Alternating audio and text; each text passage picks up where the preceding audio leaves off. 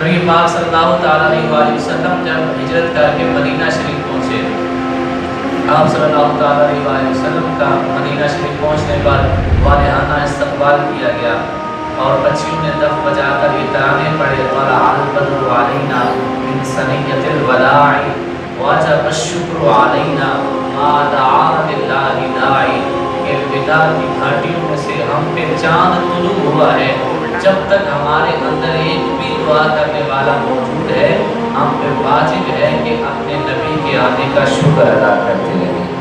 یہ وہاں پر شادیانے بجائے گئے، حضور صلی اللہ علیہ وسلم کا بڑا اعلیٰ استقبال کیا گیا، اور پھر ہر کوئی چاہتا تھا کہ حضور صلی اللہ علیہ وسلم کی مہمان نوازی کا شرف مجھے حاصل ہو جائے، لیکن حضور صلی اللہ علیہ وسلم نے حکم فرمایا کہ میری اونٹنی کو آزاد چھوڑ دو، کوئی بھی اس کو نہ پکڑے، بلکہ اللہ کے حکم سے کہ جہاں بیٹھے گی وہاں ہی مجھے اللہ تعالیٰ کا حکم ہوگا کہ تم اس گھر میں جاؤ۔ اب وہ اونٹنی چلتی چلتی حضرت ابو ایوب انصاری رضی اللہ تعالیٰ عنہ کے گھر کے سامنے جا کے بیٹھ گئی۔ بڑے بڑے عالی شان گھر بھی لوگوں کے موجود تھے، لیکن وہ اونٹنی ایک کچی سی کلی کے باہر آ کر بیٹھ گئی۔ وہ شاعر نے کیا خوب کہا تھا کہ نیویاں دا پرونا ہے ساڈا نبی، کوٹھیاں تے چڑھے ویکھدے رہ گئے۔ تو حضور صلی اللہ علیہ وسلم کی اونٹنی حضرت ابو ایوب انصاری کے گھر کے باہر آ کر رکی۔ اس کے پیچھے وجہ کیا تھی؟ عام طور پر ہم سب کو نہیں پتا کہ اس کے پیچھے وجہ کیا ہے۔ کیا حضرت ابو ایوب انصاری کی کوئی وجہ ہے یا کوئی اور وجہ ہے؟ وجہ ایک بہت بڑی ہے، اس کے پیچھے ایک بڑا بیک گراؤنڈ ہے، اس کی وجہ سے وہاں آ کر سواری رکی۔ حضرت محمد مصطفیٰ صلی اللہ تعالیٰ علیہ وسلم اللہ کے آخری نبی ہیں، اللہ کے بڑے پیارے نبی ہیں، کیوں حضرت ابو ایوب انصاری کے گھر گئے؟ وجہ یہ تھی، ہزاروں سال پہلے ایک بادشاہ تھا جس کا نام تھا تبا خمیری۔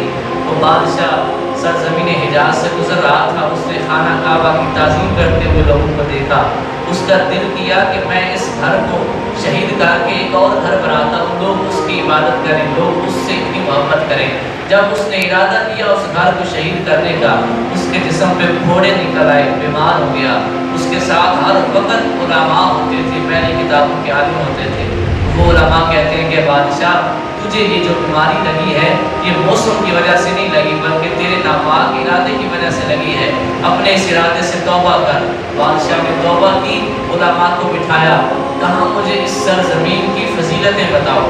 اب علماء نے اپنی کتابوں کا حساب لگانا شروع کیا، اپنا علم جو ہے اس کا نچوڑ نکال کر سارے بادشاہ کے پاس آئے۔ سبھی کے علم سے ایک ہی آواز آ رہی تھی، یہاں ایک شہر ہے جس کا اس وقت نام یثرب ہے، لیکن ایک وقت آئے گا اللہ تعالیٰ اس شہر کو ساری دنیا سے زیادہ عظمت عطا کر دے گا۔ بادشاہ نے سنا تو بادشاہ کہتا ہے کہ وجہ کیا ہوگی، کیوں وہ شہر اتنا عظیم ہو جائے گا؟ تو وہ علماء کہتے ہیں کہ اللہ کا آخری نبی ہوگا، یہ شہر پہلے دکھوں اور مصیبتوں کا گھر ہوگا، بیماریوں کا گھر ہوگا، اس آخری نبی کا قدم یہاں پر پڑے گا، اللہ اس کے قدم کی وجہ سے شہر کو عظمت عطا کر دے گا۔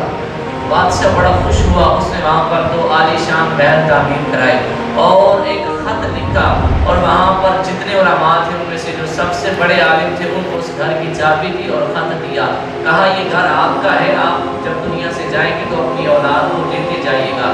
ایک خط بھی دیا۔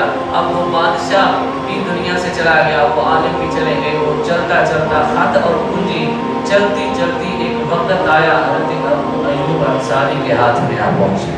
جب حضرت ابو ایوب انصاری اسلام قبول کرنے کے لیے گئے تو خط بھی ساتھ لے کر گئے، پتہ تھا کہ یہ نبی ہیں اور یہ وہی ہیں جن کے بارے میں اتنے سالوں سے اس گھر کی جو ہے وہ تولید ہوتی چلی آ رہی ہے، اس گھر کو شانہ بشانہ قدم بقدم اسی لیے رکھا گیا تھا کہ اس میں آخر زمان نبی تشریف لائیں گے۔